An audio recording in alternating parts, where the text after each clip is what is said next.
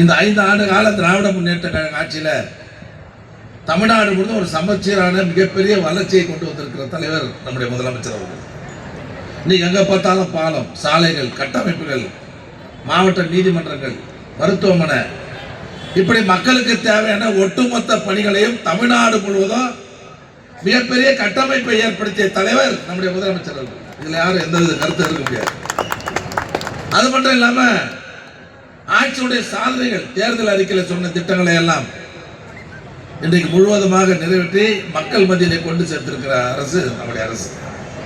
ஆக கட்டமைப்பு உருவாக்கி இருக்கிறார்.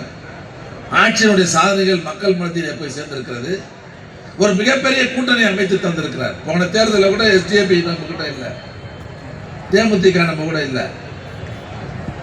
போன தேர்தலை விட இந்த தேர்தலில் மிகப்பெரிய கூட்டணி அவங்களாம் இப்ப நம்ம கூட இருக்கிறாங்க. மிகப்பெரிய கூட்டணி அமைச்சிருக்கிறார் இல்லையா? நாமெல்லாம் பலமா இருக்கிறோம், ஒற்றுமையா இருக்கிறோம். இதை விட ஒரு களத்தை யாருன்னா கையில் கொடுக்க முடியுமா?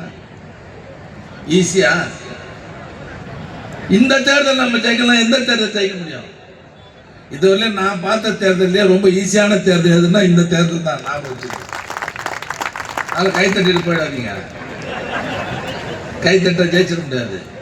இன்னும் இருக்குது 16 நாள்.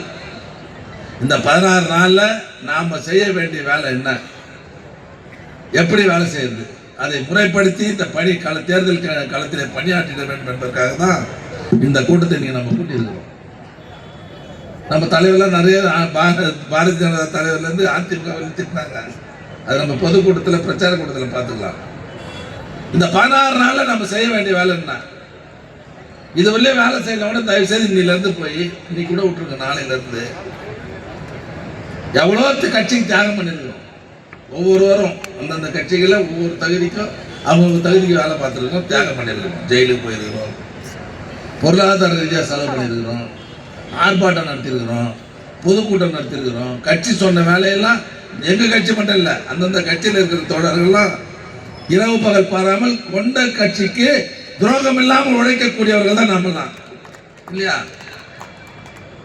இவ்வளவு நாள் செய்த தியாகம் இல்லை, இந்த 16 நாள்ல நம்ம உழைக்கிற உழைப்பு தான் இந்த கட்சிக்கு செய்கிற தியாகம் என்பதை உணர்ந்து மிகச் சிறப்பாக நீங்கள் பணியாற்றிட வேண்டும்.